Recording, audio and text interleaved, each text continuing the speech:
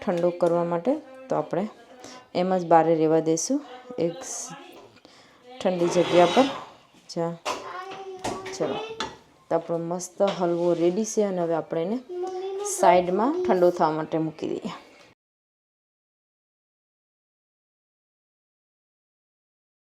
રાધે રાધે, જય શ્રી કૃષ્ણ અને જય માતાજી બધાને. તો કેમ છો બધા?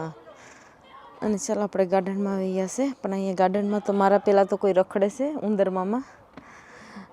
ખબર નહીં એક ઉંદર આવી ગયું છે ગાર્ડનમાં. તો ગાર્ડનમાં ઉંદર મામા રખડે છે અને વેધર પણ બહુ સરસ છે, તડકો છે મસ્ત અને સાંજ પડી ગઈ છે. તો અહીંયા વાગી જશે 5:15 5:30 થવાનો ટાઈમ થઈ ગયો છે અને મેં આવી છે ગાર્ડનમાં ફુદીના લેવા માટે.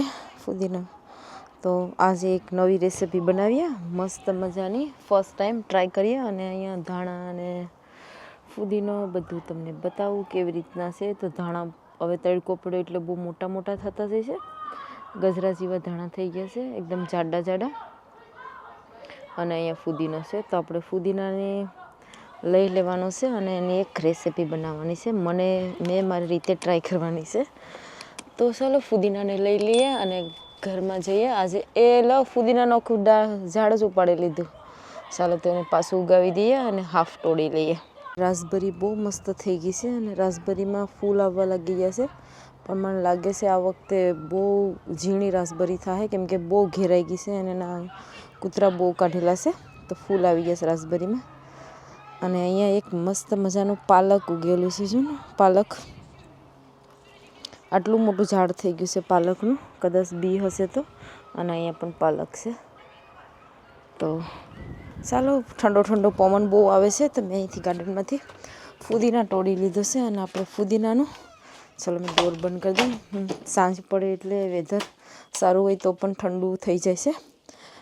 તો મેં અહીંયા ડોર લોક કરી દીધો અને ફુદીના લઈ લીધો. આપણી રેસીપી ચાલુ કરી દઈએ બનાવવાની, કેમ કે મમ્મીએ રસોઈ ઓલરેડી બનાવી નાખી છે. તો કંઈક તો નવું બ્લોગમાં લાવવું પડશે, બધાને મજા આવે તેવું અને ગમે તેવું. તો જો અહીંયા રસોઈ બની ગઈ છે. મમ્મી આજે ચણાની દાળ અને દૂધી સાથે ચણાની દાળ બનાવી નાખી છે. તો ચાલો આપણે એને સાઈડમાં મૂકીએ. ફુદીના પહેલાં મેં ધોઈને રેડી કરી લઉં ફટાફટ મસ્ત રીતે.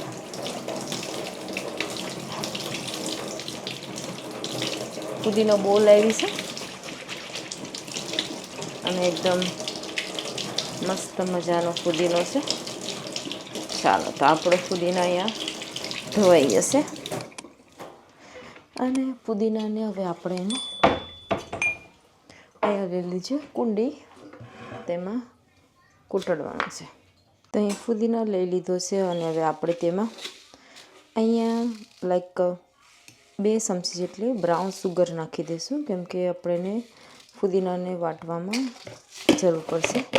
તો 2 ચમચી એટલી બ્રાઉન સુગર નાખી છે. અને આપણે અહીં લીધું છે આટલું લીંબુનું જ્યુસ, કેમ કે ફુદીનાના જ્યુસને પાંદડાને આપણે કૂટડશું, એમાં ક્રશ કરશું તો એ બ્લેક પડી જાય. એટલા માટે મેં લીંબુનું જ્યુસ પહેલાં યુઝ કરી નાખું.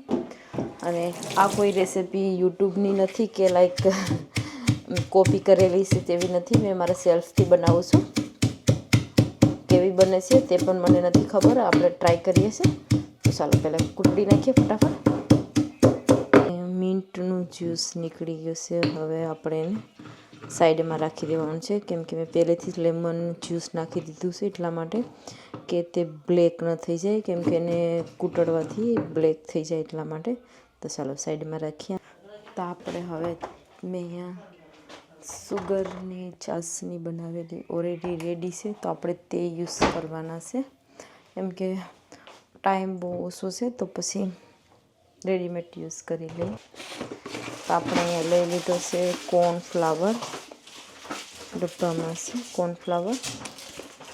અને હવે તેને અહીંયા લઈ લીધું છે મેઝર કપ, અને મેઝર કપને આપણે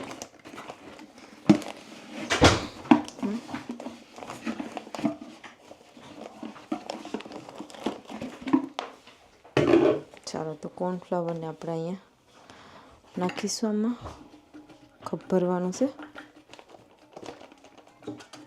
ચલો બધામાં કોર્નફ્લાવર થઈ ગયો છે.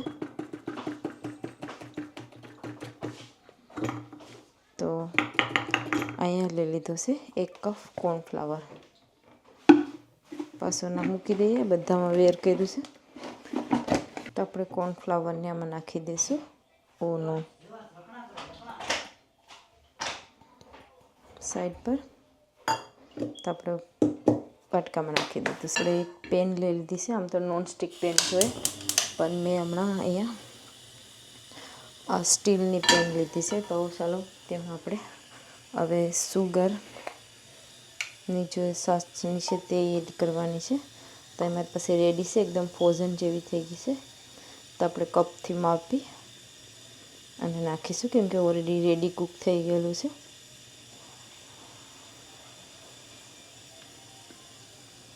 ચાલો, તો 1 કપ થઈ ગયું આપણી. અને મેં થોડુંક પાણી એડ કરું છું, કેમ કે બહુ જાડી સાસણી છે. તો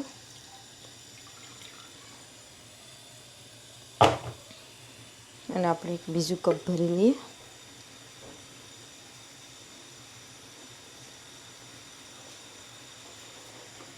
તો અહીંયા થઈ ગઈ 2 કપ.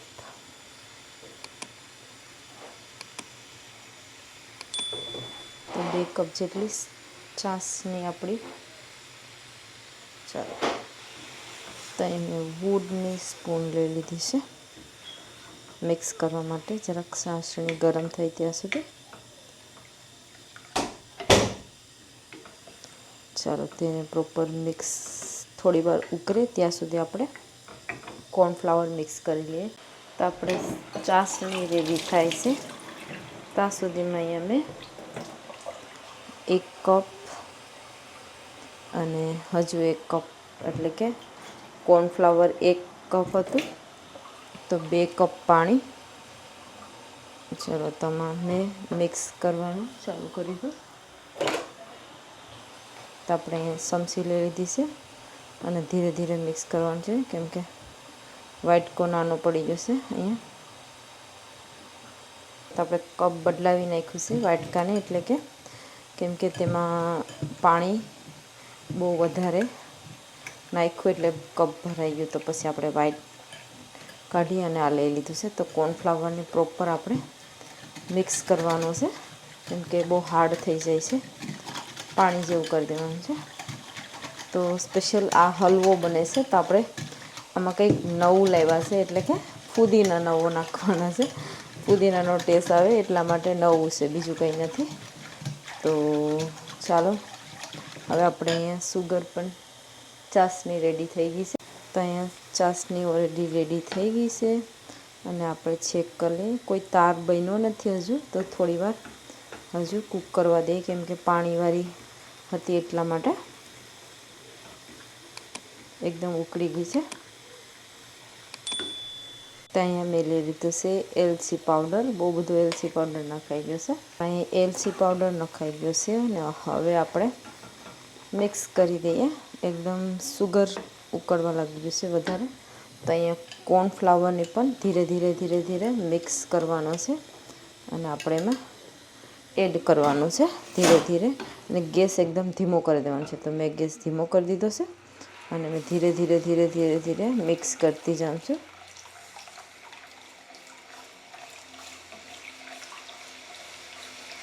એકદમ ધીમા ગેસ પર.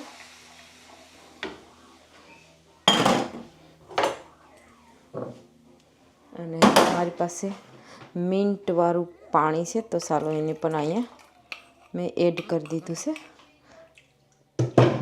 તો એને પણ બધું આમાં, ચાલો, એક ફાઇન મસ્ત કલર પણ આવી જાય અને મિન્ટનો ટેસ્ટ આવી જાય. તો આપણે ધીમે ધીમે ધીમે મિક્સ કરવાનું છે. તો મેં થોડોક મીડિયમ ગેસ કરું, બહુ ફાસ્ટ નથી કરતી. ધીરે ધીરે ધીરે મિક્સ કરવાનું છે, કેમ કે કોર્નફ્લાવરની ગોટી ન વળી જાય. તો આપણો કલર થોડોક ગ્રીન બની ગયો છે.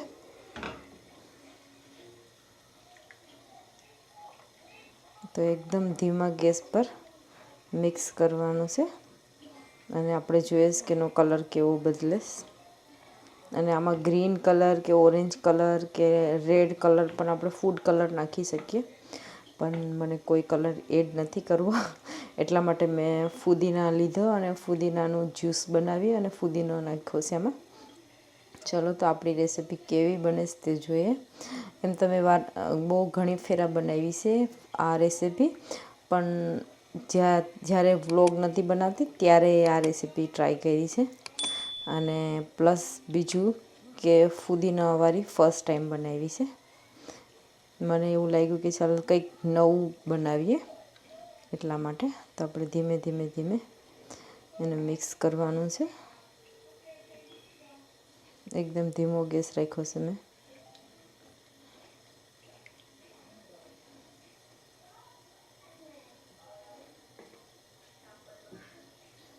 તો ગાઈસ મેં એકદમ ધીમો જ ગેસ રાખ્યો છે, પણ હવે ધીરે ધીરે ધીરે આપણો હલવો બનવા લાગ્યો છે. પણ આને સખત હલાવતો રહેવાનું, નહીં તો કંઈ ચોટી ન જાય એટલા માટે. તો મને એવું લાગે છે કે થોડો ગેસ વધારે ધીમો કરી દઉં એકદમ. તો મેં ધીમો કરી દીધો છે અને ધીરે ધીરે ધીરે આપણો હલવો બને છે મસ્ત જેલી ટાઈપનું. તો અહીં દેખાય છે જેલી બની ગઈ છે ઓલરેડી. હજુ બનીએ ધીરે ધીરે, કેમકે ગેસ એકદમ ધીમો કરી દીધો. પણ આને સખત મિક્સ કરતો રહેવો પડે, કેમકે મુકાય નહીં અને નકર ચોટી જશે. અને અહીંયા સ્પેશિયલ મેં વુડની સ્પૂન લીધી, કેમકે સ્ટીલનું બર્તન છે એટલે આપણે વધારે મિક્સ કરવા માટે કોઈ બી વુડ કે જે સિલિકોનનું સ્પૂન આવે તે. તો ફાઇનલી આપણો હલવો રેડી થઈ ગયો છે. તો હવે આપણે આમાં નાખવાનું છે ઘી. એકદમ મસ્ત કલર પણ આવ્યો છે, લાઇટ ગ્રીન કલર જેવો. તો અહીંયા મેં ગેસ એકદમ ધીમો કરી નાખ્યો છે અને હવે આપણે ઘી નાખવાનું છે 2 સ્પૂન જેટલું.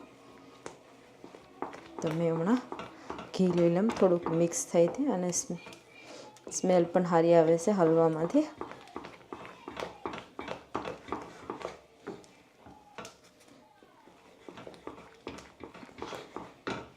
ગાઈસ મેં અહીંયા ઘી લઈ લીધું છે. આમાં ઘી નાખવું બહુ જરૂરી છે, તો જ આપણો હલવો બનશે. તો અહીંયા હું હમણાં 2 સ્પૂન જેટલું ઘી પહેલાં નાખું છું અને પછી પાછી 2 સ્પૂન જેટલું ઘી નાખીશું આપણે. ઘી તો જોઈશે જ આમાં હલવામાં. ચાલો તો હવે મિક્સ કરીએ.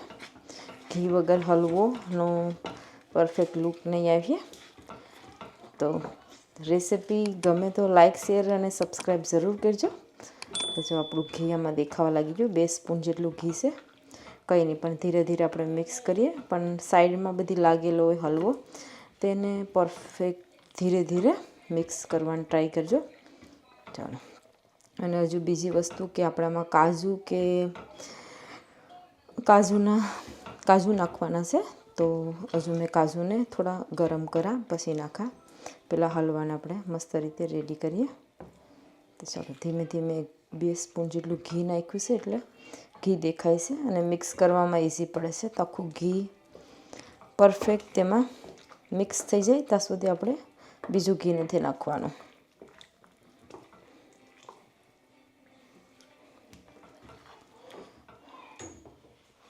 તો મેં થોડો ગેસ મીડિયમ કર્યો એટલે મારું ઘી જે દેખાય છે તે બધું તેમાં હલવા સાથે મિક્સ થઈ જાય અને આપણો હલવો પરફેક્ટ જેલી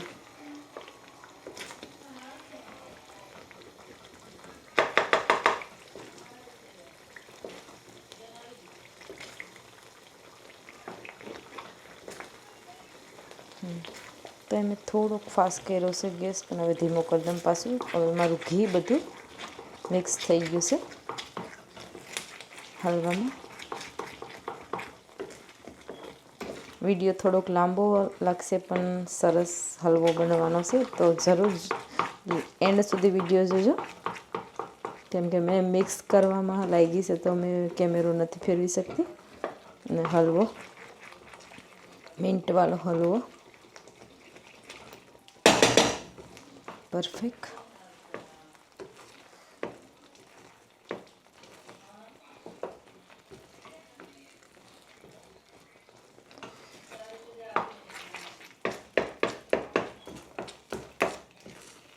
તો આપણું બધું ઘી તેમાં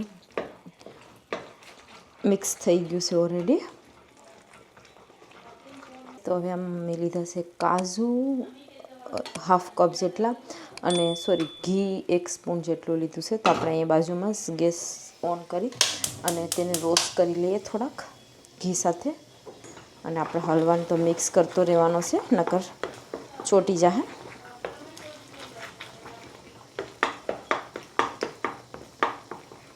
ચલો તો અહીં કાજુને પણ રોસ્ટ સાથે સાથે કરી નાખીએ.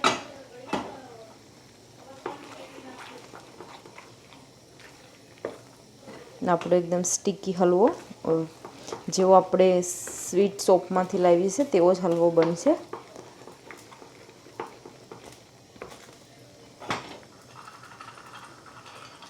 તો આપણે એકસાથે બે કામ અહીંયા ચાલુ છે.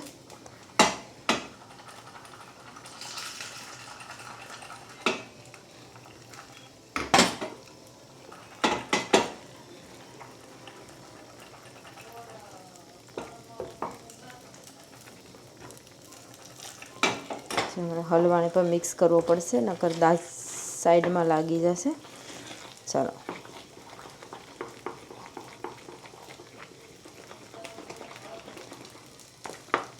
તો ફુદીનાનો કલર પણ આવી ગયો છે આમાં. અને કાજુ એકદમ રોસ્ટ થઈ ગયા છે મસ્ત રીતે. કાજુ ઉડવા લાગ્યા છે. ચલો નાખી દઈએ આમાં. દાઝી ગયા છે થોડાક કાજુ પણ ચાલશે, કેમ કે એક સાથે બે કામ ન થાય અને કાજુની એકદમ સુગંધ પણ આવે છે એમાં. તો ચાલો આપણે કાજુ નખાઈ ગયા. પાછું થોડોક ઢીલો હલવો પડી ગયો છે, કેમ કે આપણે ઘી અને કાજુ નાખ્યા છે. કાજુ આમ તો થોડા ટુકડા કરીને નાખવાના હોય છે, પણ મારી પાસે ટાઈમ નહોતો તો મેં આખા કાજુ જ નાખી દીધા છે. પણ તમે ટ્રાય કરજો કે થોડા એને તોડી નાખવાના. આગાડીથી રેડી કરી રાખવા પડે, તો મારાથી ભૂલાઈ ગયા છે. તો ચાલો આપણે એમ જ કાજુ નાખ્યા છે.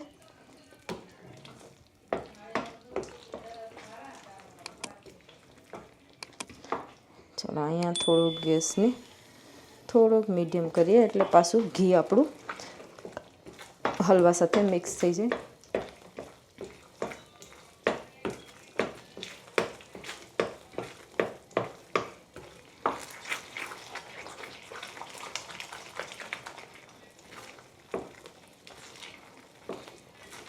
અને તમને કોઈ બી કલર પસંદ હોય, ઓરેન્જ કે રેડ કલર, ગ્રીન કલર કે પછી કેસર ને પાણીમાં નાખીને કેસરનો કલર તો પણ આમાં નાખી શકાય છે. કેસર પણ નાખી શકાય છે હલવામાં.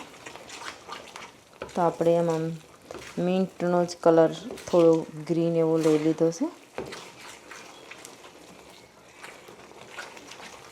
ચાલો તો આપણો હલવો પરફેક્ટ રેડી છે. સ્ટીકી આટલો હાર્ડ થઈ ગયું છે. તો આપણે એને ઠંડો કરવાનો છે. હવે ઠંડો થયા પછી જ એના સ્લાઇસીસ થશે. તો ચાલો તેને હવે આપણે એક બીજા બાઉલમાં કે કંઈ બી મસ્ત ટ્રેમાં ટ્રાન્સફર કરી દઈએ, એટલે એના પીસીસ બની શકે.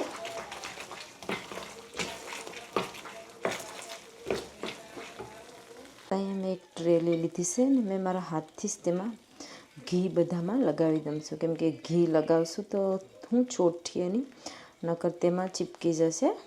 તો ઘી ગરમ નથી કરેલું, ઠંડુ જ છે. તો ચાલો તેને આપણામાં એને ગેસ પર રાખીશું એટલે હમણાં જ ગરમ થઈ જાય. ધીરે ધીરે હલવાને પરફેક્ટ રીતે આમાં રાખી દઈએ એટલે આપણા સ્લાઈસ મસ્ત રીતે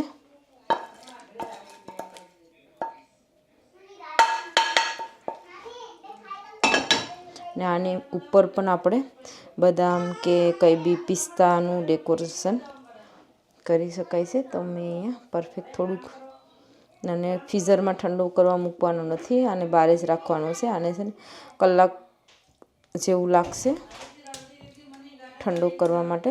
તો આપણે એમ જ બહાર રહેવા દઈશું એક ઠંડી જગ્યા પર.